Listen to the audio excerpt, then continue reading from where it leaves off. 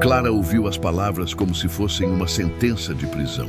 A porta da lavanderia se fechou com um estrondo, selando-a junto com os dois bebês, Lia e Léo, de apenas 5 meses. O som da chave girando do lado de fora ecoou mais alto que o choro desesperado dos pequenos. Clara, trancada sem entender o porquê, se esforçava para manter a calma. Enrolou as crianças em um lençol improvisado, tentando embalar o choro entre o calor sufocante das máquinas e a umidade pesada que tornava o ar quase irrespirável.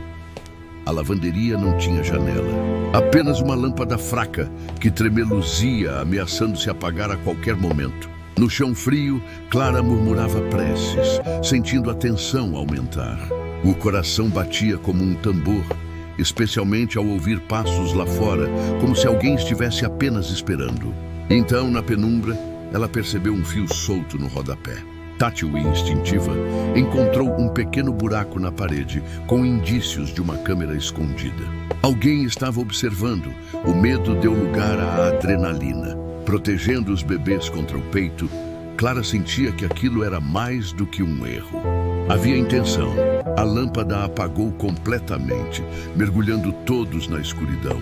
Lia chorava rouca e Léo se encolhia, buscando consolo. No teto, barulhos de passos. Rafael, o pai das crianças, finalmente apareceu com o rosto carregado de desconfiança e um colar de safiras na mão. Explique por que isso estava no cesto de roupas que você usou mais cedo, ele perguntou com frieza. Clara, atônita, negou veementemente. Nunca tocara naquela joia. Mas Rafael parecia indeciso. Atrás dele, Vera, a governanta, sorria com sarcasmo. Eu avisei, senhor. Essas meninas sempre chegam com cara de boazinha. Clara, lutando para manter o controle, pediu para falar com Rafael a sós. Vera, relutante, entregou as crianças a ele. Foi quando Clara notou manchas vermelhas no pescocinho de Lia. Reação alérgica, disse com urgência. Correu até a cozinha e encontrou o cartão médico colado na geladeira. Alergia grave à proteína do leite. Na pia, uma lata de fórmula infantil com etiqueta suspeita. Clara mostrou tudo a Rafael. Era Creamer. Vera manteve a pose, mas algo em seus olhos denunciava medo. Rafael não sabia em quem acreditar. Então a campainha tocou. Na porta estava Dona Elsa, antiga funcionária da casa. Carregava uma caixa de papelão com fotografias antigas e um brinquedo azul claro com um adesivo de asa. Clara reconheceu o som do chocalho. Era o mesmo que ouvira na lavanderia. Elsa revelou que outras funcionárias já haviam sido acusadas injustamente no passado e que ela encontrara aquele brinquedo no ralo da lavanderia junto a um fio queimado. Rafael ficou chocado ao ver que o brinquedo pertencia ao projeto Asa Azul, um programa social da sua mãe.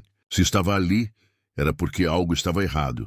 Clara pediu para ver o sótão acima da lavanderia. Lá encontraram cabos, uma rebitadeira e um DVR escondido dentro de uma embalagem de produto de limpeza, com o mesmo adesivo da Asa Azul. Vera, ao ser confrontada, manteve-se fria. Mas um alarme soou de repente na casa. Lia estava com o rosto coberto de manchas vermelhas, sem conseguir respirar. Clara agiu rápido, aliviando os sintomas. Enquanto isso, 2 empregados se apresentaram. Vera havia mandado trancar a lavanderia e desligar as câmeras. Rafael, furioso, confrontou a governanta. Ela explodiu. Eu fiz tudo por você. Essa casa é minha. De repente, a energia caiu. Passos foram ouvidos no jardim. Clara seguiu pegadas até o gazebo, onde encontrou outro adesivo de Asa Azul. Um disparo ecoou. Um homem, ferido, foi encontrado perto do portão. Um pendrive caiu de seu bolso. Continha planilhas e e-mails que ligavam Vera a uma empresa rival, com o objetivo de sabotar Rafael. A intenção era destruir a imagem dele usando escândalos envolvendo funcionárias e crianças. O brinquedo, a sabotagem, tudo fazia parte de um plano. Vera ainda tentou jogar um dossiê contra Clara, acusando-a de negligência em um hospital anterior. Mas Dona Elsa apareceu com documentos originais, provando que Clara saíra com recomendação. Então, o DVR foi ligado. A gravação mostrava Vera dando instruções claras. Tranca a porta, troca a etiqueta, deixa a criança passar mal. Rafael, devastado, ordenou a prisão. Vera, algemada, gritava que fizera tudo por amor. Rafael respondeu: amor não destrói, amor protege. Dias depois, com Vera presa, Rafael convidou Clara para liderar um novo projeto no hospital infantil, reformulando o Asa Azul como apoio à mãe solo. Sentada no sofá, observando Lia e Léo brincando, Clara sentiu que a dor tinha virado força. Rafael segurou sua mão e disse: você não salvou só meus filhos, salvou minha fé em família. E Dona Elsa trouxe uma caixa antiga com uma carta da mãe de Rafael. Um dia, esta casa será protegida por quem sabe amar de verdade, mesmo na dor. Clara sorriu. Era apenas o começo de uma nova história. Clara sabia que a verdade estava do seu lado, mas também entendia que aquele episódio não seria o fim da ameaça. Mesmo com Vera presa, o aviso anônimo que recebeu em seu celular, a próxima vez não vou errar o alvo, não lhe saía da mente. Havia mais pessoas envolvidas, talvez peças ocultas nesse jogo sujo de poder, vaidade e vingança. Nos dias seguintes, Clara percebeu que a mansão, embora protegida agora por segurança reforçada, ainda guardava silêncios desconfortáveis. Rafael, mais introspectivo, passava horas revisando documentos antigos de sua mãe. Uma noite, ele chamou Clara para o antigo escritório da matriarca da família. Em cima da mesa, uma pasta marcada com o selo do projeto Asa Azul. Dentro dela, cartas trocadas entre a mãe de Rafael e financiadores do projeto, e uma anotação curiosa. Se algo acontecer comigo, procure por A. Você sabe quem é essa pessoa, Rafael? Clara perguntou. Ele balançou a cabeça pensativo. Não, mas minha mãe era metódica. Se deixou essa pista, é porque confiava muito em A. Clara folheou as cartas e encontrou uma assinada apenas com a letra A, escrita com uma caligrafia firme e elegante. A mensagem era direta. Cuidarei do que for necessário, como sempre fiz. No dia seguinte, Rafael agendou uma visita ao hospital infantil fundado por sua mãe. Clara o acompanhou. Ao entrarem na sala da diretoria, uma mulher idosa com um broche de asa azul os esperava. Sou Abigail. Trabalhei ao lado de sua mãe desde o início. Rafael e Clara se entreolharam. A letra A finalmente tinha um nome. Abigail revelou que sempre soubera dos riscos envolvidos com o projeto, principalmente quando ele começou a incomodar concorrentes. Contou sobre uma tentativa de compra forçada anos antes, barrada pela mãe de Rafael. Desde então, eles tentam minar a credibilidade do hospital. Vera não foi a primeira e pode não ter sido a única. Enquanto isso, Clara, observando uma das salas pediátricas, notou uma menininha desenhando na parede com giz. O desenho era de um anjo com uma asa azul e um rosto conhecido. Clara se ajoelhou ao lado da menina. Quem te ensinou esse desenho? A menina respondeu. Uma moça triste que vinha aqui toda semana dizia que era para proteger as crianças. Rafael entrou na sala e, ao ver o desenho, empalideceu. Era o rosto da mãe dele. Abigail confirmou. Ela acreditava que o hospital podia ser um refúgio. Por isso, tudo foi registrado. Abigail então os levou até um quarto escondido nos fundos do hospital. Lá havia fitas, diários e gravações de reuniões secretas, inclusive com médicos e acionistas. Em uma das gravações mais recentes, surgiu uma voz conhecida, Vera discutindo valores com um homem não identificado. Se ele não sair do caminho, vamos tirar a criança da equação. Faz parte do acordo. Rafael fechou os olhos. O plano de Vera ia muito além de difamação. Era uma conspiração contra vidas inocentes. Com o novo material em mãos, Clara e Rafael procuraram a delegada que cuidava do caso. A investigação se expandiu. Descobriu-se que parte da verba desviada da rival de Rafael financiava outros projetos com histórico de corrupção. Vera era apenas uma peça numa engrenagem maior.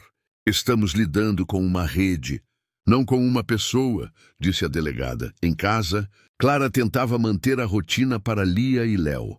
Durante uma noite chuvosa, ao embalar os bebês, Encontrou debaixo do bercinho uma folha dobrada, um desenho infantil com a mesma asa azul e os nomes Lia e Léo, escritos em letras tortas. Não era da casa. Alguém tinha entrado ali, assustada chamou Rafael. Reforçaram as trancas, acionaram a polícia. Um agente de perícia encontrou impressões digitais na moldura do bercinho. Pertenciam a um ex-funcionário do hospital, afastado por comportamento suspeito e ligado à empresa rival. A investigação apontou um nome: Gilmar Assunção. Ex-segurança, ficha longa e um histórico de envolvimento em chantagens. Gilmar era o elo que faltava. Clara lembrou-se do homem ferido na fuga, que carregava o pendrive. Era ele. Com a identidade confirmada, a polícia iniciou buscas por seus comparsas. Clara, cada vez mais envolvida com o projeto social, passou a coordenar um novo setor: apoio a mães vítimas de violência e abandono. A experiência dela tornava o trabalho ainda mais significativo, mas a sombra de Gilmar ainda pairava. Uma nova mensagem anônima chegou. Não era texto, mas uma foto. Clara segurando Lia no colo na frente do hospital, com a legenda: "O jogo ainda não acabou." Clara soube, então, que o perigo estava mais próximo do que nunca, e que a verdadeira batalha estava apenas começando. Clara passou a viver em constante estado de alerta. A ameaça estampada naquela foto, enviada anonimamente, não era apenas um aviso, mas uma declaração de intenções. Rafael, percebendo a gravidade, contratou uma equipe de segurança especializada em proteção de famílias em risco. Mas mesmo com a presença dos agentes, Clara sabia que o perigo podia se esconder nos detalhes. Ela passou a revisar todos os documentos do projeto Asa Azul. Buscava padrões, nomes repetidos, ligações entre as sabotagens e os financiadores ocultos. Foi então que encontrou um e-mail trocado entre Vera e uma empresária do setor farmacêutico chamada Helena Vasques. A mensagem era disfarçada como um orçamento de insumos, mas continha códigos que se repetiam nas planilhas do pendrive encontrado com Gilmar. Clara e Rafael levaram a informação à delegada, que confirmou: Helena era investigada por ligações com esquemas de corrupção em hospitais públicos. Enquanto isso, Clara notava um comportamento estranho em uma funcionária nova da casa, chamada Denise. Sempre prestativa, mas por vezes evasiva, Denise parecia saber mais do que demonstrava. Um dia, Clara encontrou Denise na biblioteca, sussurrando ao celular. Quando percebeu a presença de Clara, desligou abruptamente. Dias depois, Denise desapareceu sem deixar vestígios. No hospital, o projeto Asa Azul crescia. Clara se tornava uma figura pública de respeito, o que também a tornava alvo. Em uma das visitas a um orfanato parceiro, recebeu uma carta de uma criança de 9 anos chamada Gabriel. O menino dizia: "Eu sei o que você está passando. Já vi aquele homem na minha rua. Ele mora perto da casa velha, perto do lago. O nome do menino não estava nos registros do orfanato." Clara, intrigada, levou a carta à polícia. A delegada determinou uma busca na região indicada. Na casa abandonada perto do lago, encontraram câmeras escondidas, recortes de notícias sobre o hospital, Clara, Rafael e as crianças. Era uma central de monitoramento clandestina. Entre os documentos, havia um caderno com anotações detalhadas dos horários de saída e entrada de Clara, nomes de pessoas próximas e uma lista marcada com um código: alvo prioritário. O nome de Clara estava no topo. Ao lado, um novo nome: Felipe Vasques. Rafael reconheceu de imediato. Felipe era irmão de Helena Vasques. Anos atrás, tentou comprar parte do hospital infantil, mas a mãe de Rafael recusou. Desde então, os Vasques se tornaram opositores ferrenhos. Com a conexão mais clara, Clara e Rafael convocaram uma coletiva de imprensa para denunciar os ataques sofridos. Apresentaram provas, documentos, gravações. Mas sabiam que a opinião pública podia ser volátil. Era preciso mais.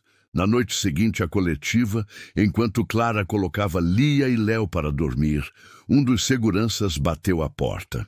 Encontraram um envelope jogado no jardim dos fundos. Dentro, uma página rasgada do diário de Vera, com frases desconexas. Ele prometeu: "Ela tomou meu lugar. O hospital era meu. E, por fim, a chave está no retrato." Clara correu para a biblioteca, onde estavam os retratos da família de Rafael. Atrás de um quadro da mãe dele, encontrou um compartimento secreto. Dentro, uma cápsula de metal com um pendrive. No dispositivo, havia um vídeo gravado pela própria mãe de Rafael.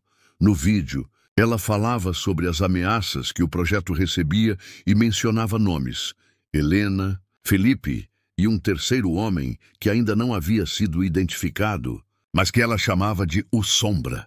Segundo ela, esse homem operava nas sombras, manipulando aliados e inimigos. Disse ainda que confiava que um dia a verdade viria à tona. A gravação foi suficiente para abrir uma nova linha de investigação. O Ministério Público assumiu o caso, ampliando o cerco contra a rede criminosa. Clara, embora ainda com medo, sentia-se mais forte. Agora não era apenas uma sobrevivente. Era uma combatente. Numa manhã de domingo, ao sair com Lia e Léo para o parque, Clara recebeu um envelope entregue por um desconhecido. Dentro, uma foto de Rafael com um bilhete. "Você não é a única a quem ele mentiu." Era mais uma tentativa de divisão. Mas Clara sabia. Quem quer separar teme a força da união. Ela guardou o bilhete sem mostrar a Rafael. Decidiu investigar por conta própria. Se havia algo em seu passado que pudesse colocar tudo a perder, ela precisava saber. Foi então que, em uma visita surpresa a uma antiga funcionária da casa, Clara ouviu pela primeira vez o nome que mudaria o rumo da história: Marina. Marina era o nome de uma mulher com quem Rafael tivera um relacionamento anos antes. Segundo a funcionária, Marina trabalhava como pesquisadora em um projeto ligado ao hospital e havia desaparecido misteriosamente logo após um escândalo de desvios de verba. Clara, com a mente inquieta, sabia que precisava ir até o fim. A verdade, mesmo dolorosa, era o único caminho possível, e ela estava pronta para encarar o que fosse preciso. Determinada a descobrir quem era Marina, Clara passou a investigar com discrição. Rafael parecia cada vez mais preocupado com a segurança da família, mas evitava certos assuntos do passado. Isso apenas reforçava a suspeita de Clara. Havia algo que ele não queria que viesse à tona. Ainda assim, ela escolheu não confrontá-lo diretamente. Ainda não. Recorreu novamente a Abigail, a antiga parceira da mãe de Rafael no projeto Asa Azul. Ao ouvir o nome Marina, Abigail hesitou. Depois de alguns segundos de silêncio, suspirou. Ela foi brilhante, intensa e perigosa.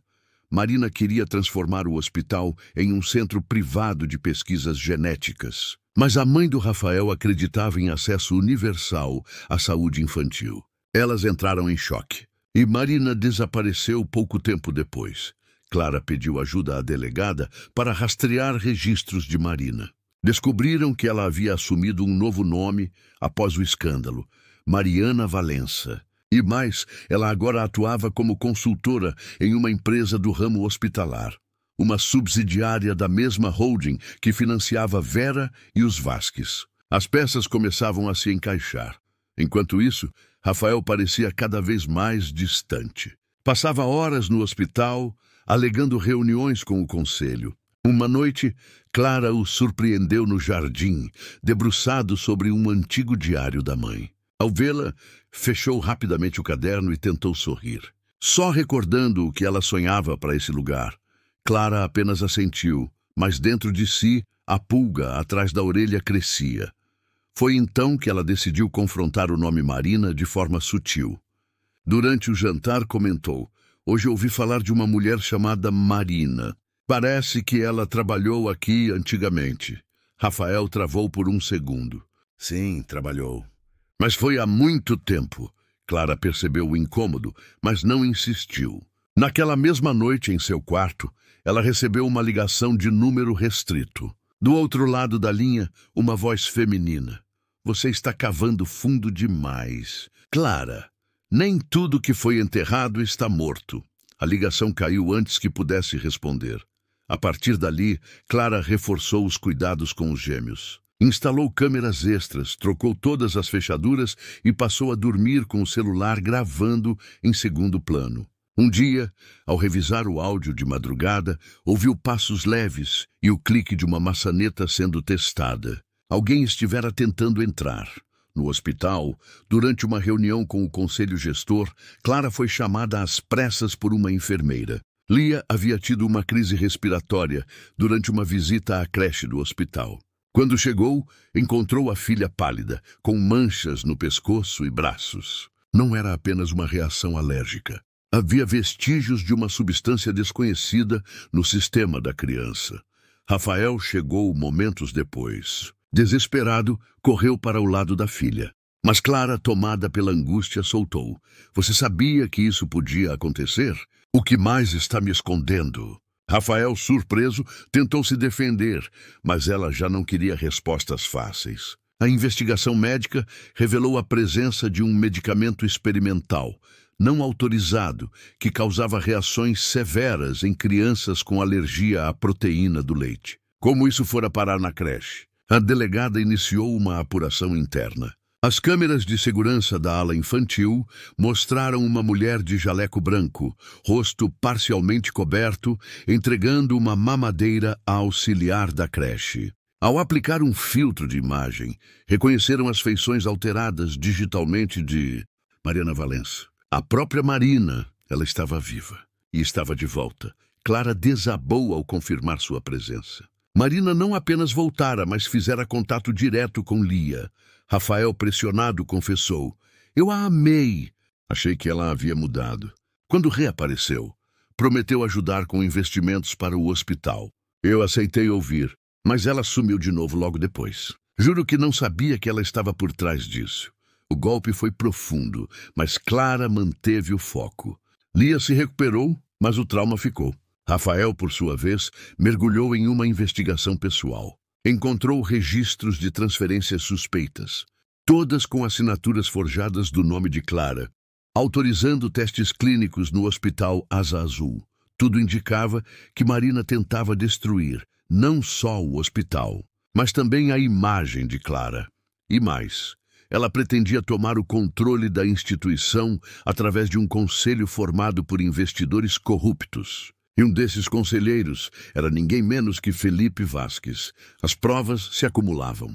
A polícia passou a caçar Marina oficialmente, mas ela parecia sempre um passo à frente. Clara começou a receber mensagens enigmáticas em seu celular. Imagens de locais que ela visitara com as crianças, frases como "Você não protege ninguém, eles são meus agora". Era pessoal. Clara agora sabia que Marina queria mais do que vingança. Queria tomar seu lugar na casa, no hospital e talvez até na vida de Rafael. E isso Clara jamais permitiria. Na calada de uma noite, Clara subiu até o sótão novamente. Lá encontrou um antigo baú trancado. Dentro, cartas escritas por Marina para a mãe de Rafael.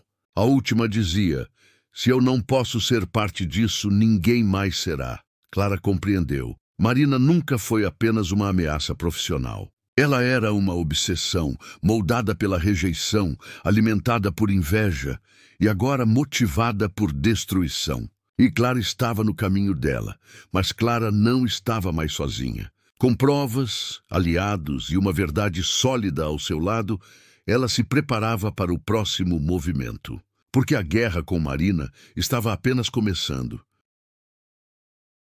A atmosfera na mansão tornava-se cada vez mais densa. A cada novo passo dado por Clara e Rafael em busca da verdade, Marina parecia já ter caminhado 3.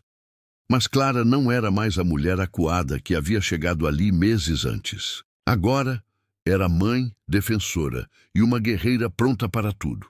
Após a confirmação de que Marina atuava sob o nome Mariana Valença e estava infiltrada no sistema hospitalar, Clara e Rafael reuniram o conselho do Asa Azul em caráter emergencial. Exibiram as provas de sabotagem, as imagens manipuladas, os áudios recuperados das gravações da antiga diretora. Mas havia resistência. 3 conselheiros, ligados a fundos de investimentos suspeitos, tentaram desacreditar as provas, chamando-as de coincidências ou desespero emocional.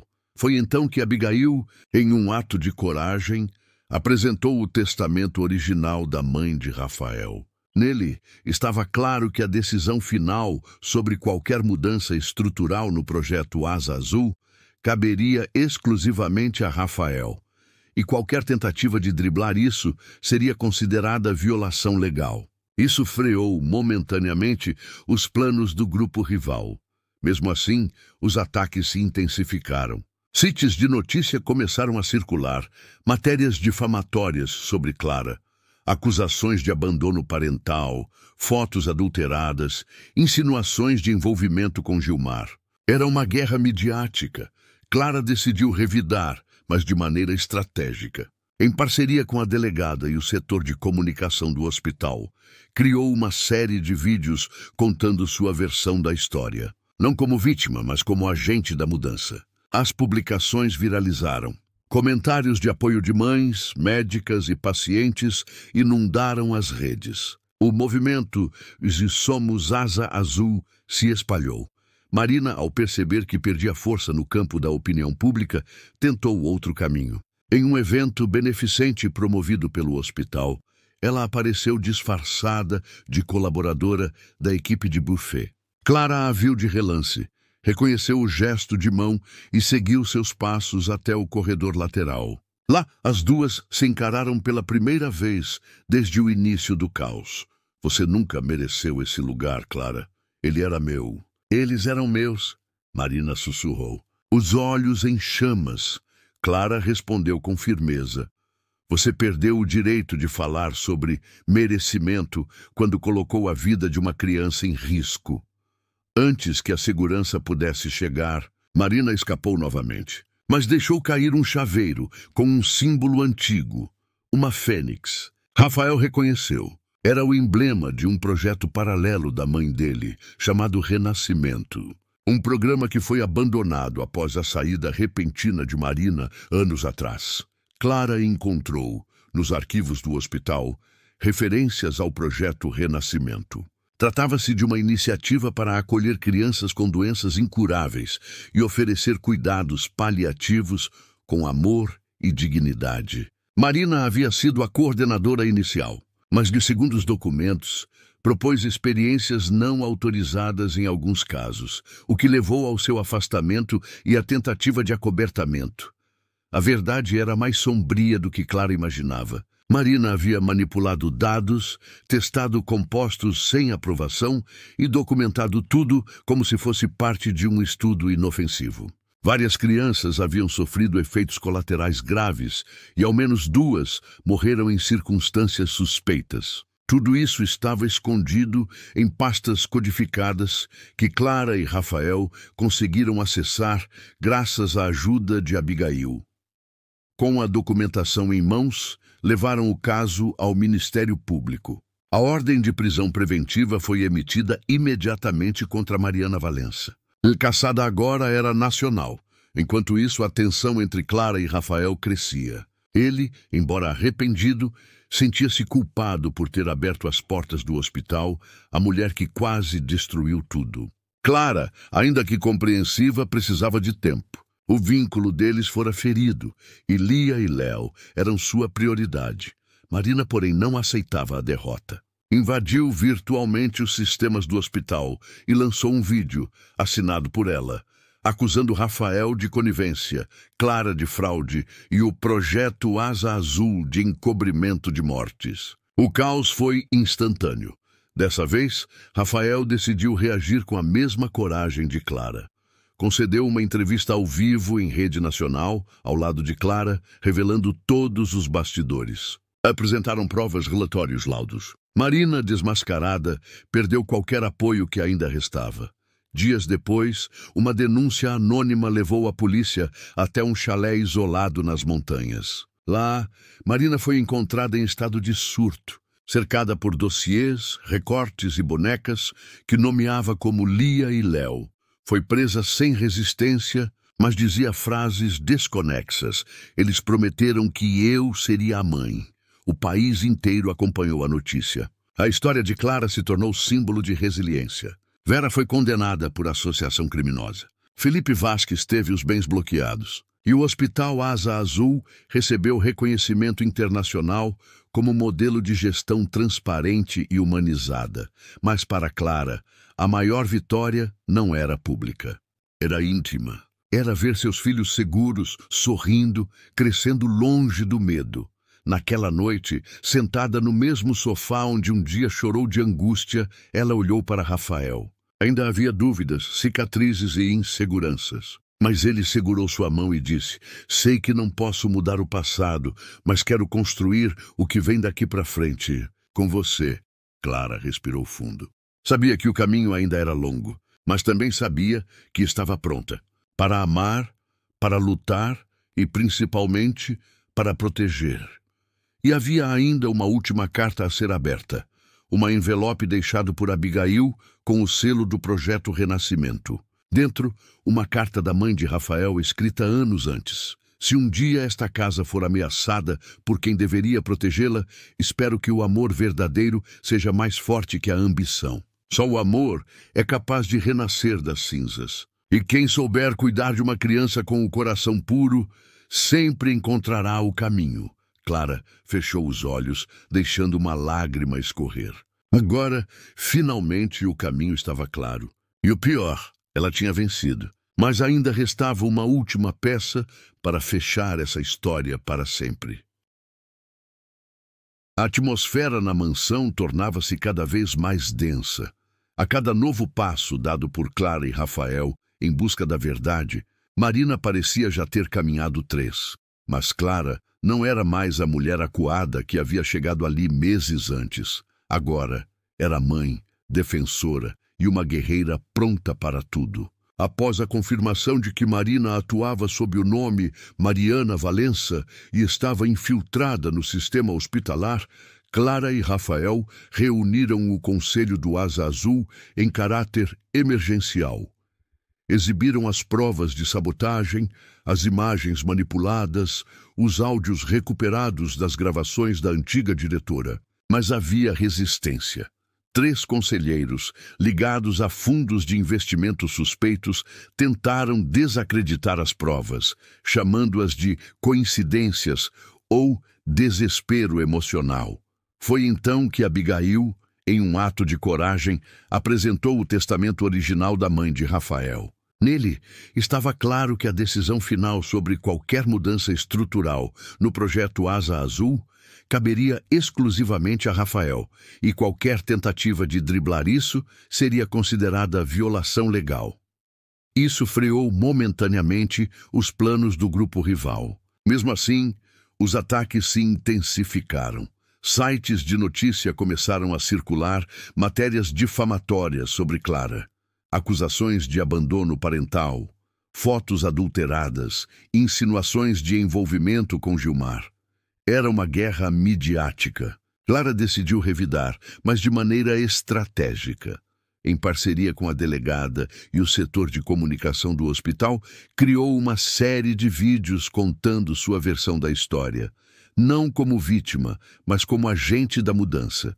As publicações viralizaram. Comentários de apoio de mães, médicas e pacientes inundaram as redes.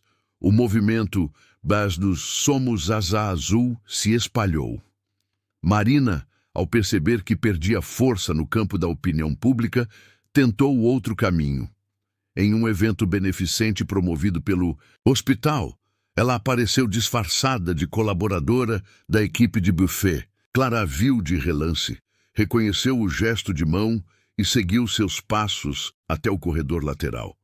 Lá, as duas se encararam pela primeira vez desde o início do caos. Você nunca mereceu esse lugar, Clara. Ele era meu. Eles eram meus. Marina sussurrou, os olhos em chamas. Clara respondeu com firmeza. Você perdeu o direito de falar sobre merecimento quando colocou a vida de uma criança em risco. Antes que a segurança pudesse chegar, Marina escapou novamente, mas deixou cair um chaveiro com um símbolo antigo, uma fênix. Rafael reconheceu. Era o emblema de um projeto paralelo da mãe dele, chamado Renascimento.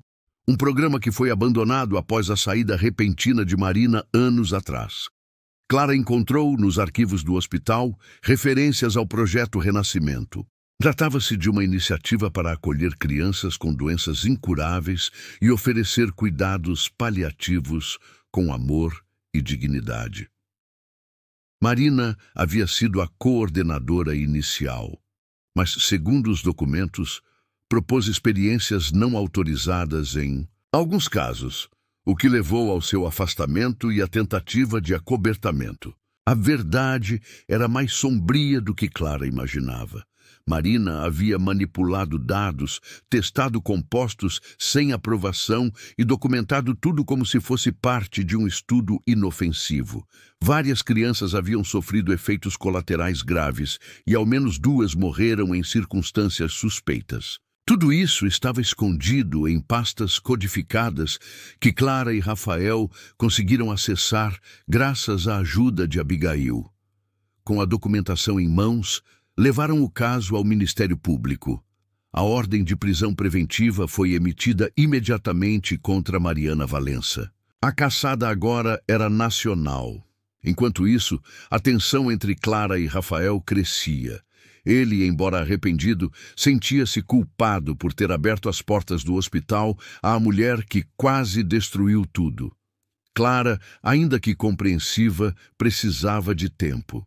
O vínculo deles fora ferido, e Lia e Léo eram sua prioridade. Marina, porém, não aceitava a derrota. Invadiu virtualmente os sistemas do hospital e lançou um vídeo, assinado por ela, acusando Rafael de conivência, Clara de fraude e o projeto Asa Azul de encobrimento de mortes. O caos foi instantâneo. Dessa vez, Rafael decidiu reagir com a mesma coragem de Clara. Concedeu uma entrevista ao vivo em rede nacional, ao lado de Clara, revelando todos os bastidores. Apresentaram provas, relatórios, laudos. Marina, desmascarada, perdeu qualquer apoio que ainda restava. Dias depois, uma denúncia anônima levou a polícia até um chalé isolado nas montanhas. Lá, Marina foi encontrada em estado de surto, cercada por dossiês, recortes e bonecas que nomeava como Lia e Léo. Foi presa sem resistência, mas dizia frases desconexas. Eles prometeram que eu seria a mãe. O país inteiro acompanhou a notícia. A história de Clara se tornou símbolo de resiliência. Vera foi condenada por associação criminosa. Felipe Vasques teve os bens bloqueados. E o Hospital Asa Azul recebeu reconhecimento internacional como modelo de gestão transparente e humanizada. Mas para Clara, a maior vitória não era pública, era íntima. Era ver seus filhos seguros, sorrindo, crescendo longe do medo.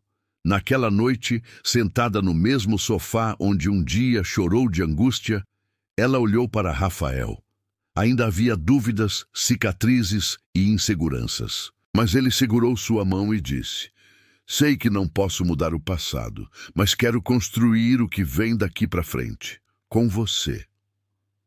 Clara respirou fundo.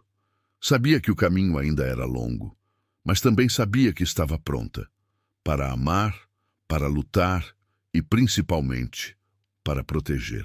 E havia ainda uma última carta a ser aberta, um envelope deixado por Abigail com o selo do projeto Renascimento. Dentro, uma carta da mãe de Rafael, escrita anos antes. "Se um dia esta casa for ameaçada por quem deveria protegê-la, espero que o amor verdadeiro seja mais forte que a ambição. Só o amor é capaz de renascer das cinzas, e quem souber cuidar de uma criança com o coração puro sempre encontrará o caminho." Clara fechou os olhos, deixando uma lágrima escorrer. Agora, finalmente, o caminho estava claro. E o pior, ela tinha vencido. Mas ainda restava uma última peça para fechar essa história para sempre.